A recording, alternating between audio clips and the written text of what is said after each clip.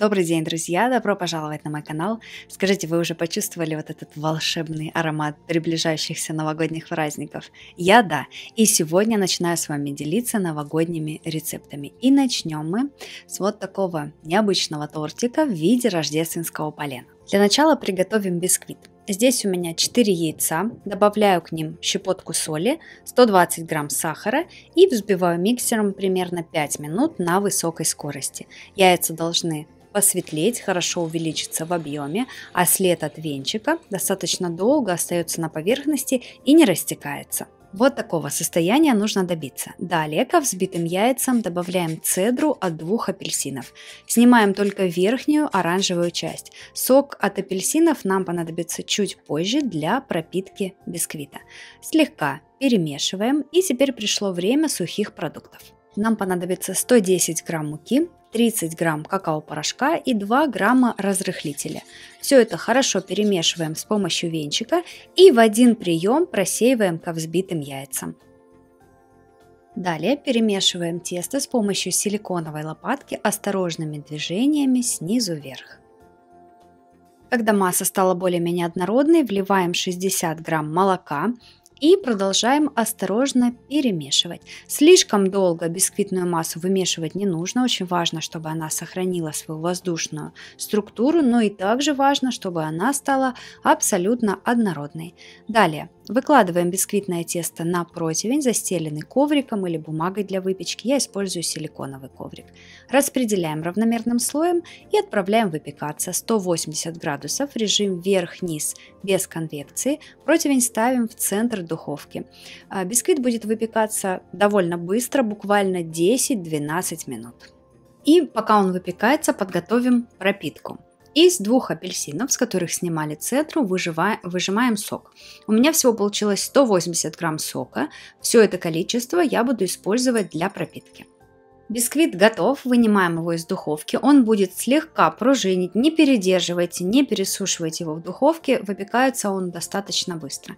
Снимаем его с противня, буквально минутку-две я даю ему постоять чуть остыть, и затем вот так отделяю его по краям от силиконовой формы, накрываю бумагой для выпечки, переворачиваю и осторожненько снимаю форму. Если будете выпекать на коврике силиконовом или тефлоновом или на бумаге для выпечки, точно так же переворачивайте на чистый лист бумаги для выпечки и осторожно снимаете. Затем бисквит переворачиваем. Будьте осторожны, потому что бисквит очень-очень нежный, и пока он горячий, сразу же пропитываем его свежевыжатым апельсиновым соком. Обратите внимание, он просто как губка впитывает сок.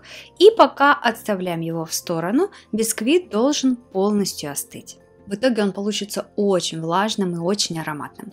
А мы тем временем приготовим вишневую начинку. Здесь у меня 100 грамм размороженной вишни.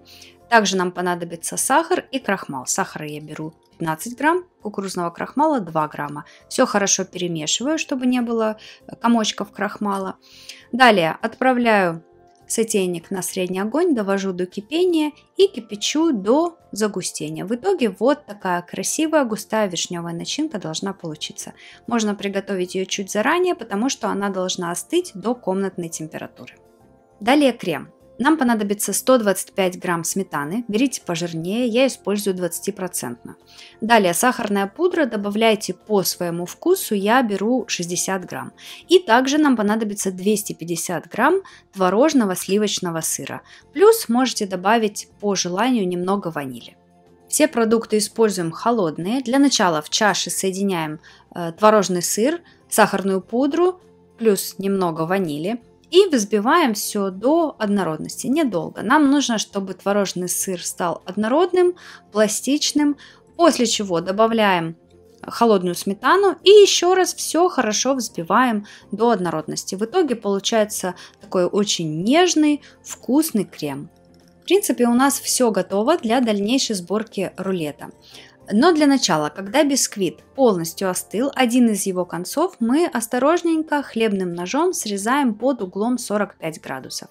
Делаем это для того, чтобы в дальнейшем, когда сворачивали рулет, вот этот вот край, он хорошо и красиво завернулся под сам рулет.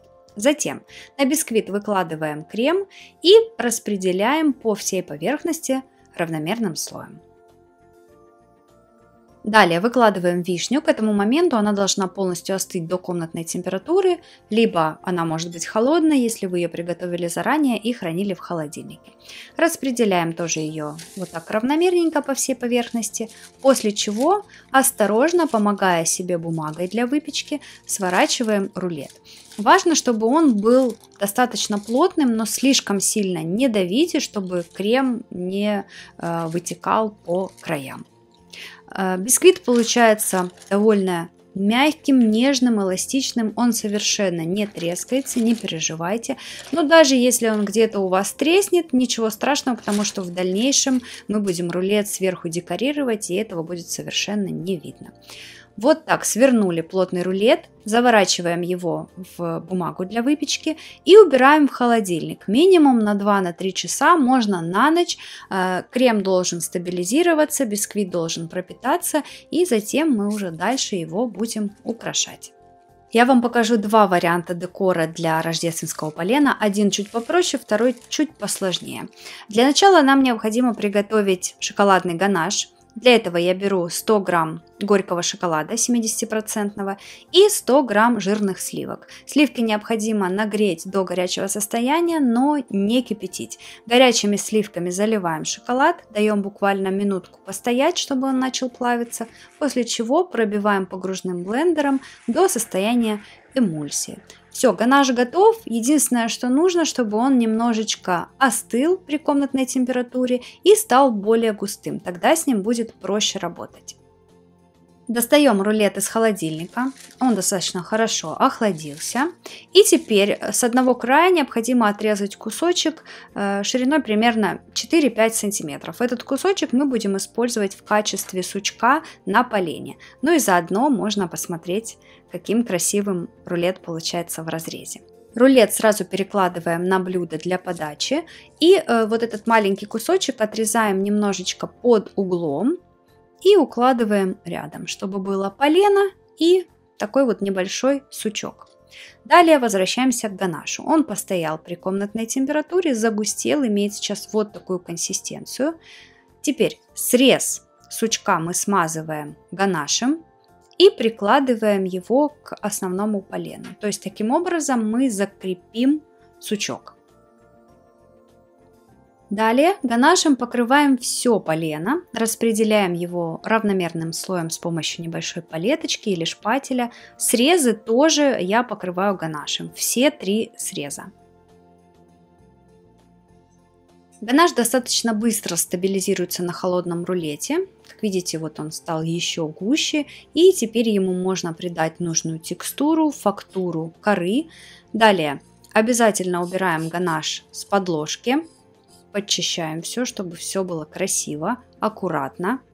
Далее я беру деревянную палочку и рисую вот такие круги на срезах, которые будут имитировать круги на спиле дерева. И также можно сверху нанести вот такую фактуру коры. После чего, по желанию, можно все это присыпать какао-порошком, можно припудрить сахарной пудрой, имитируя снег, можно добавить декор в виде какой-то зеленушки, но я чуть позже это все обязательно покажу. Теперь второй вариант декора, он чуть более сложный, здесь нам понадобится темперированный шоколад. Здесь у меня 150 грамм горького 70% шоколада. Его необходимо растопить либо на водяной бане, либо короткими импульсами в микроволновке. 15 секунд нагрели, достали, перемешали. Дальше 15 секунд нагрели, и вот таким образом, чтобы не перегреть. Горький шоколад мы нагреваем до температуры 45-50 градусов. После чего я буду темперировать шоколад с помощью какао-масла Микрио. Это, на мой взгляд, самый простой и самый быстрый способ для темперирования в домашних условиях. Итак, на 150 грамм горького шоколада я беру 1,5 грамма какао-масла Микрио. Мы берем в пропорции всегда на 100 грамм шоколада 1 грамм какао-масла Микрио. Для темперирования подходит только такое какао-масло. Обычное какао-масло в калетах для темперирования, к сожалению, не подходит. Но вы можете использовать любой другой способ темперирования, который вам больше нравится. Итак, после того, как мы нагрели шоколад до 45-50 градусов, его необходимо охладить до температуры 33 градуса.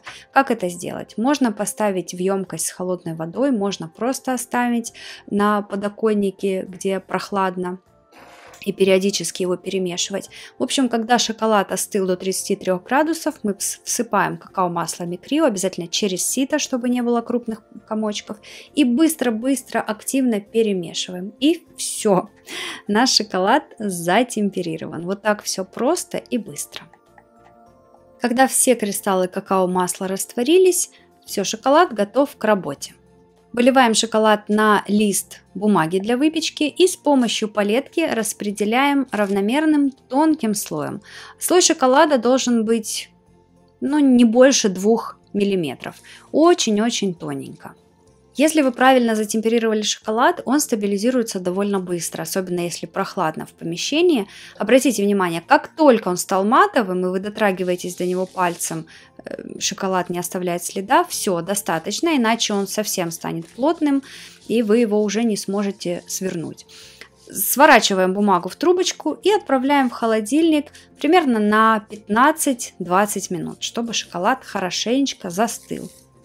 Затем осторожненько разворачиваем бумагу для выпечки и ломаем шоколад на вот такие небольшие кусочки. Старайтесь, чтобы эти кусочки были максимально длинными, потому что укоротить их можно всегда успеть. И я их делаю вот такими довольно широкими они получаются. В дальнейшем тоже их можно еще пополам разламывать. Подготавливаем кусочки нужного размера. Широкие я еще ломаю пополам, слишком длинные тоже немножко укорачиваю. Выкладываем их равномерным слоем на бумагу для выпечки и присыпаем какао-порошком. Затем выкладываю второй слой и повторяю. В дальнейшем вот этот какао-порошок, излишки, которые останутся, можно будет просеять через сито, высыпать обратно в баночку и использовать по назначению. Все, кора готова. И теперь берем наше полено, точно так же наносим на него шоколадный ганаш и уже на не застывший ганаш крепим кусочки коры.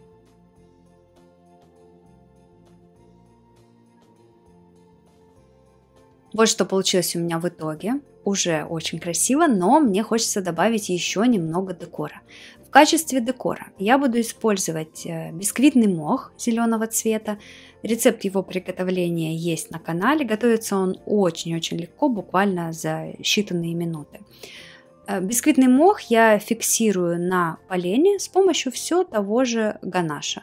Наношу небольшое количество и вот таким образом фиксирую. Помимо бисквитного мха я еще добавила веточки розмарина и немного ягод замороженной брусники. Сверху припудриваю все это сахарной пудрой, и в итоге вот такая рождественская красота получается.